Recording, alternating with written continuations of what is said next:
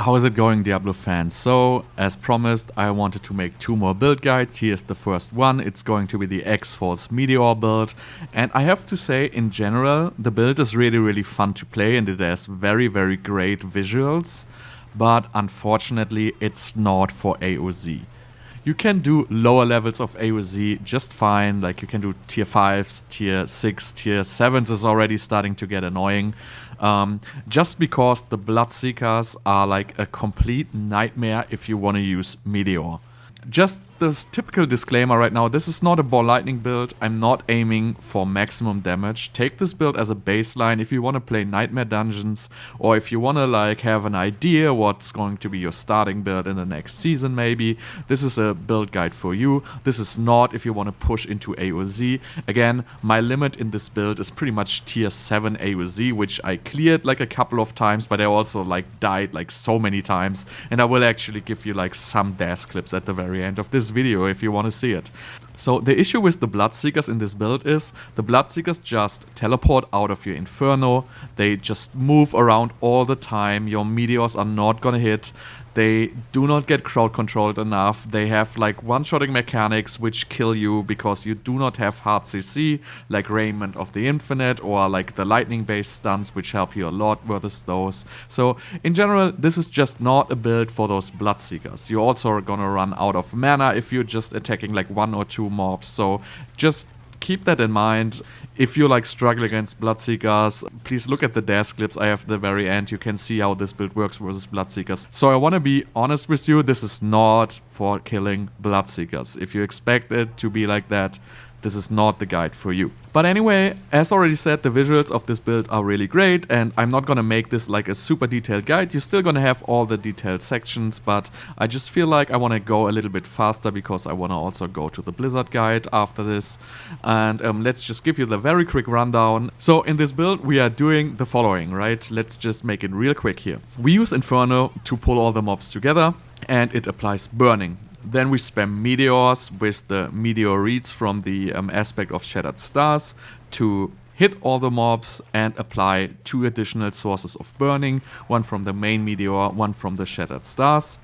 And then furthermore, we use the Firewall enchantment, which gives us another burning effect on top of it. And all these burning effects, they all count towards the X-Force ring. And the X-Force ring does crazy damage in this build, like it hits for like 25 million and stuff like that. So it a little bit depends on like the setup, but it does very high damage.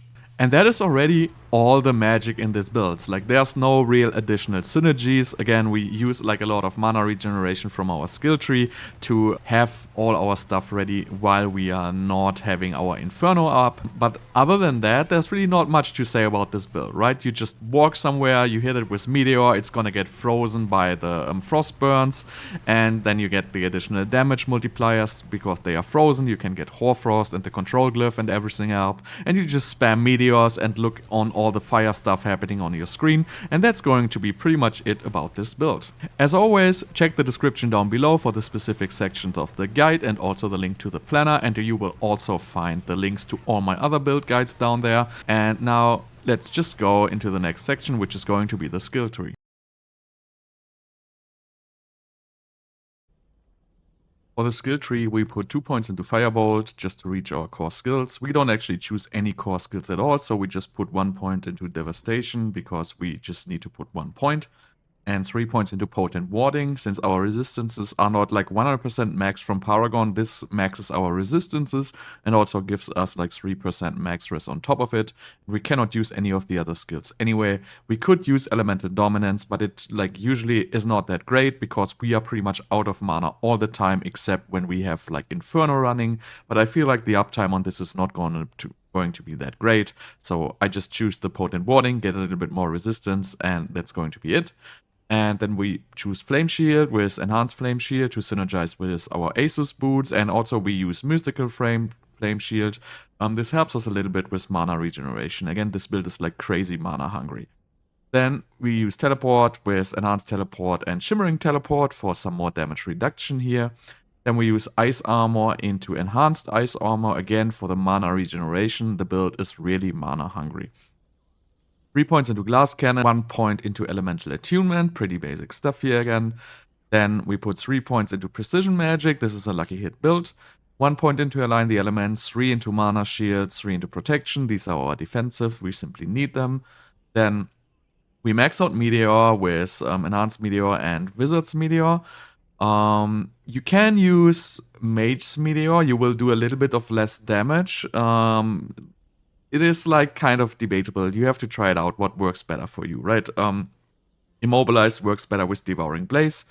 And the other one, you have your damage and your freeze kick in a little bit earlier. So you can test it out. Like both work. Definitely try it out. Whatever is best for you. Then we put 3 points into Inner Flames to get some extra damage. And then we max out Devouring Blaze. And you want to have a Devouring Blaze on your amulet for this to work the best way. Then we put 1 point into Firewall, 1 point into Enhanced Firewall, and 1 point into Wizard's Firewall. This again gives us additional mana regeneration while our Firewall enchantments are up. Then we put 1 point into Permafrost, 3 into Hoarfrost, and 3 into Frigid Breeze. So, as pretty much every sorcerer ability, Frigid Breeze is bugged as well, so it does not only work for cold damage, it works for any damage. I have verified it. So since we are using Frost Burns and the mobs are going to be frozen, we basically want to choose Hoarfrost for additional damage against the frozen mobs, because our only hard crowd control in this build is going to be frozen. And then, since we are here anyway, we can use Frigid Breeze for additional mana regeneration. Again, it doesn't have to be cold damage. It works on any damage, fire damage, no problem. It's bugged. It works. Trust me.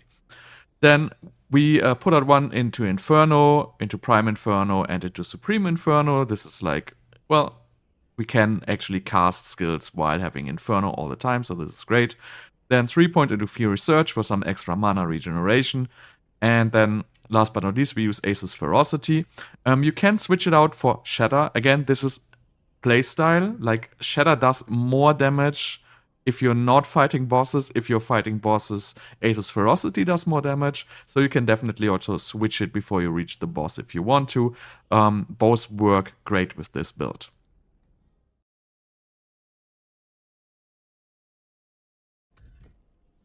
For our skills, we use Inferno. Inferno is doing a little bit of damage. It is not really so important, but it does burning damage, and this build is all about proccing X-Falls. X-Falls is definitely going to do a huge chunk of damage in this build. So Inferno procs X-Falls, and it also makes our skills cost no mana, and also pulls the enemies into the Meteor, so like there's like a triple benefit of Inferno here. So this is really like a nice ultimate to use in a fire build in general. Then we use Ice Blades. This is just for triggering Tarasha stack. Teleport for getting around, giving us a little bit more damage reduction and also triggering Tarasha stack. Flame Shield to stay alive, and also you have like the synergy with the AoZ Boots with the movement speed, and you have the mana cost reduction while it's active.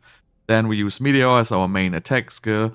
Ice Armor, again, mana regeneration, additional survivability, just a great passive to have here. Then for enchantment slots, first of all, we use Firewall Enchantment. Firewall Enchantment will also help us to get additional mana regeneration. It will proc X-Falls, and it procs quite a bit. Like it feels like a good enchantment slot. It's definitely like debatable. You can do other ones here. This enchantment slot is pretty much free. You can use Firebolt Enchantment. Like I don't even know which one procs more, Firebolt or Firewall. I don't know. Like people are like saying Firebolt is better, others saying Firewall is better. Like you have to try it out yourself. Both work great. You can also use Frozen Orb, works great. If you want to use it, no problem. Again, this is pretty much a free enchantment slot for you to use. The second enchantment slot is Meteor. It's just a no-brainer. Meteors proc more meteors, and you just get more meteors, and everything gets going. So Meteors is like a great enchantment slot for this build.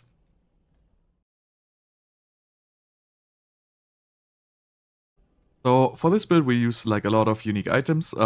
First of all, we use Shako. If you don't have Shako, absolutely no problem. You just use a regular helmet with maximum life, cooldown reduction, total armor and the 4 stat you can use, for example, crowd control duration or main stat. All of these stats work just fine, so you really don't need Shako here.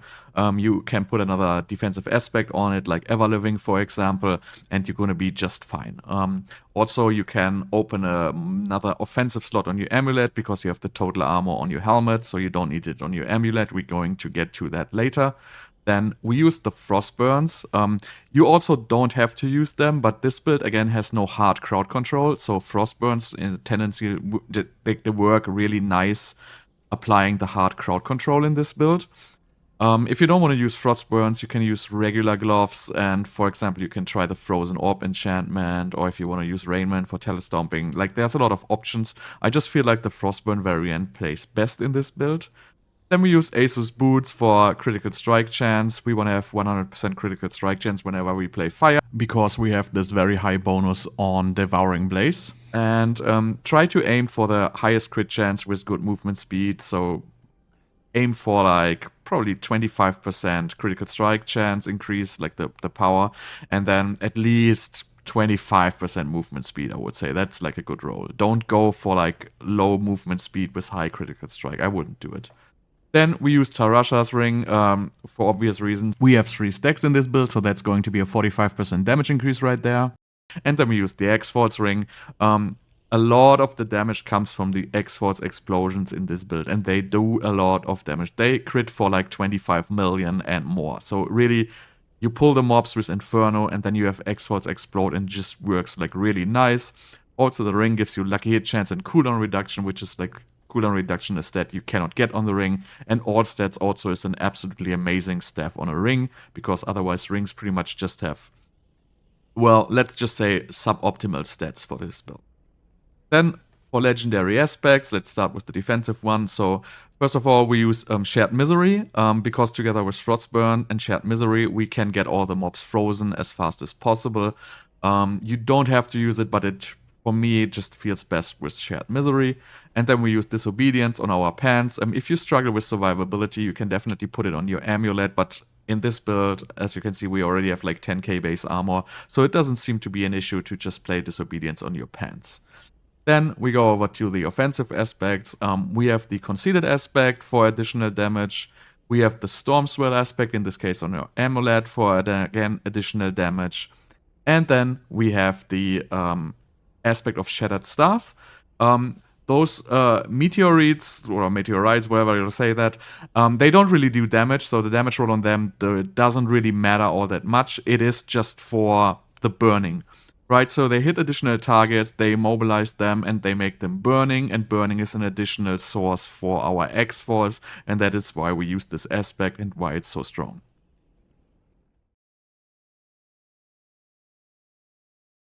For items and stat priorities, as always, you can find the dream stats in the planner in the description down below.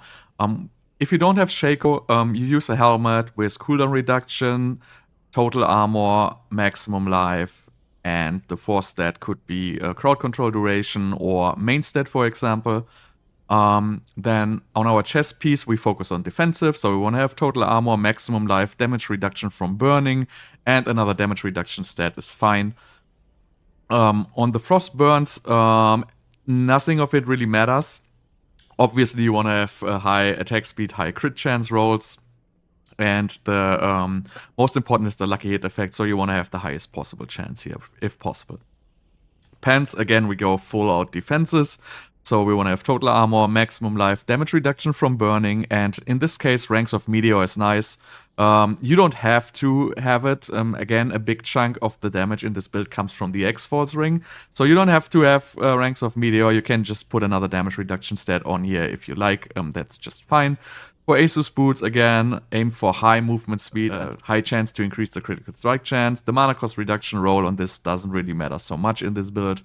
Like, I have been searching a long time for like a good pair of AoZs. This is like pretty much almost flawless, but it's hard to get a good one. So try to aim for at least 25% critical strike chance increase with high movement speed. For your wand, as pretty much in every build, you want to have all stats, intelligence, and 2 damage stats. These damage stats here are not great for my build. So you would probably want to have like damage to burning and maybe damage to distant or damage to vulnerable. Damage to stunned and closed, they pretty much don't do anything in my build, but it doesn't matter all that much. On your focus, you want to have critical strike chance, double lucky hit chance, and cooldown reduction. This is a great piece. Don't sweat if you can't get the double lucky hit chance. You can have other stats like mana cost reduction or resource generation. That also works just fine. On your amulet, you want to have, and here it gets like a little different because it depends if you have Shako or not. If you have Shako, you want to have total armor, cooldown reduction, ranks of devouring blaze, and intelligence percent. That is like in general very good. You could also have mastery skills instead of the intelligence percent. It's gonna give you a little bit less damage, but your meteor is gonna do a little bit more damage. So that's also going to be alright. If you don't have Shako, you don't need the total armor roll on here, so you could either have a damage reduction modifier on there, or you could again add the mastery skills. You can also add defensive skills, it's also a nice way to boost this, or you can also get movement speed if that's the playstyle you like. You're gonna get a little bit more critical strike chance with your AoZ boot, and you're gonna move a little bit faster, which is always like a nice to have. Then Tarasha Ring, again, aim for the highest cooldown reduction and highest elemental damage increase. The other stats do not matter at all. For the X-Falls, aim for the highest cooldown reduction again, then you would aim for the highest lucky hit chance. The damage is not that important. You probably still want to settle for something around like 37k if possible.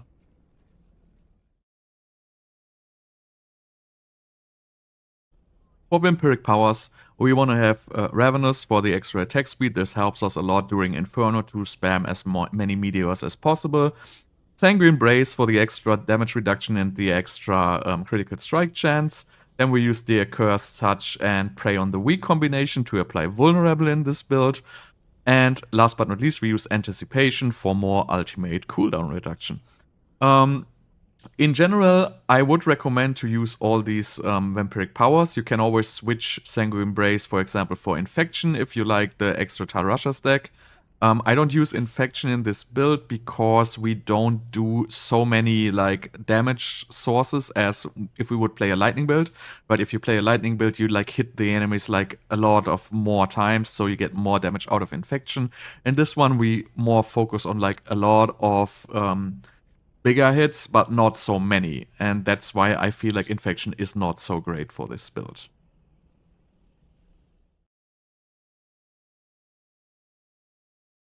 Let's go over the Paragon board. Just to say this at the very beginning, I already said we have trouble with Bloodseekers in this build, so this is not going to be a high tier AoZ pushing build.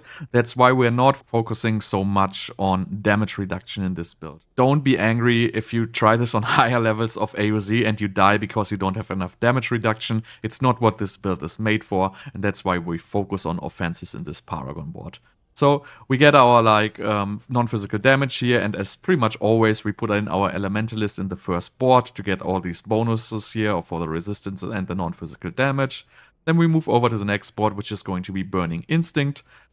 We put in our Destruction Glyph here for a lot of critical strike damage and the 12% multiplier. Again, like this fire build is, you want to have 100% critical strike chance pretty much, so critical strike damage is like a huge multiplier. Especially because you have the Immobilize together with the Devouring Blaze, so this is going to give us a lot of additional damage. And we move over to the next board. This is going to be the Searing Heat board. We want to get this node because this gives us a 10% critical strike chance increase and also 25% multiplicative damage bonus, so this is like a very, very strong node for all fire builds. Then we put in our control glyph here for additional damage. Again, we chill the mobs with Frostburn, and that's what's going to be triggering control. And we take these damage nodes in the middle and the damage reduction nodes here on the right. Then we move over to the next board. That is going to be the Enchantment Master board. We pick our Tears of Blood glyph here for like a little bit of increased resistances and non-physical damage. And we pick up the non-physical damage nodes here. Then we move over to the next board. That is going to be the Frigid Fate board. Again, we pick up the node for another 23% in this case, multiplicative damage to vulnerable enemies. We pick up the lucky hit chance. We pick up some extra damage reduction from vulnerable here. And we put in our exploit glyph for additional damage to vulnerable enemies. And that's going to be it for this board. So let's move over to the last board. That's going to be the Ceaseless Conduit board. We just picked this for the glyph. We just put in Flame Feeder for another 10% multiplicative. And that's going to be it for this Paragon board. If you want to play this on the Eternal Realm, you don't have access to the vulnerable mechanics of Prey on the Weak and Accursed Touch. So what you want to do is, you want to switch to Gloves with the aspect of the Frozen Orbit, and you want to change your Firewall enchantment to your Frozen Orb enchantment. So that way you can apply the Vulnerable with the Frozen Orb just fine. And it's not going to be that great then with the Vampiric Powers, but it still is a great way of applying Vulnerable. A Vulnerable is not mandatory. Yes, it gives you a huge damage boost, but whenever you fight like elites where you actually need the damage, the Frozen Orb enchantment on your gloves is absolutely gonna apply the Vulnerable and the Frozen just fine.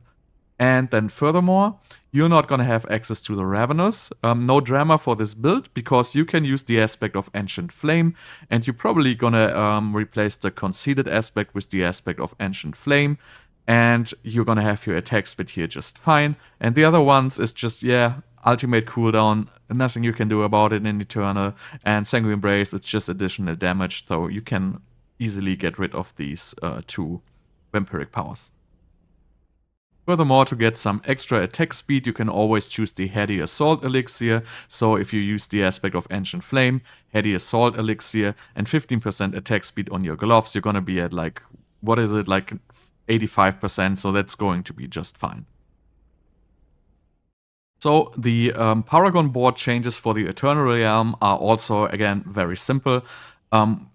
We have like the Tears of Blood glyph, so you just take this out of this one here and remove all the stuff. And then you can slot in an additional glyph. So we have, well, we really don't have so many options. You can either go for like a defensive glyph, like Reinforced or Tactician.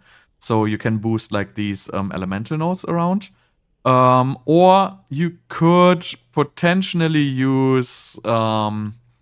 well, you can always use one of the additive ones, like Enchanter or Imbiber, but that is not really good. Like, stuff like Pyromaniac, I would stay away from that. That is not really good at all. So what you can do is you can use the Adept glyph. It helps you a little bit. The Meteors get more damage and the Meteors get more area, so this is another option you can do here. And then you're gonna have like a couple of extra points to spend. There's a lot of stuff you can do with these extra points in this build. Like you have this defensive cluster if you need it, or you have this offensive cluster here you can take. Both are great options. You can also make it to this defensive cluster if you really want. Absolutely nothing wrong with that. So that is going to be the changes you're going to do to your Paragon board if you play this on the Eternal Realm. And that's going to be it for this guide. Again, this is not a great Aperture of Dia guide, but you can definitely use it for Nightmare Dungeons or as a baseline for the next season. I'm gonna leave you like a tier 7 where I actually managed to kill the Bloodseekers. So if the Bloodseekers are all melee, like it's pretty easy to pick them up, but usually that's not gonna happen. Usually most of them are like jumping around, teleporting away and whatever. Like you're not gonna have like a great time doing it with Meteor. So anyway, at the very end, I'm also gonna leave you like some collection of death clips where I like pretty much raged against those Bloodseekers. So if you find that enjoyable, definitely check that out. That's it from me for this guide. As I said, I already have one more guide coming up, which is going to be Blizzard, and I'm really excited for that one. So for now, thank you so much for watching, and I see you guys next time.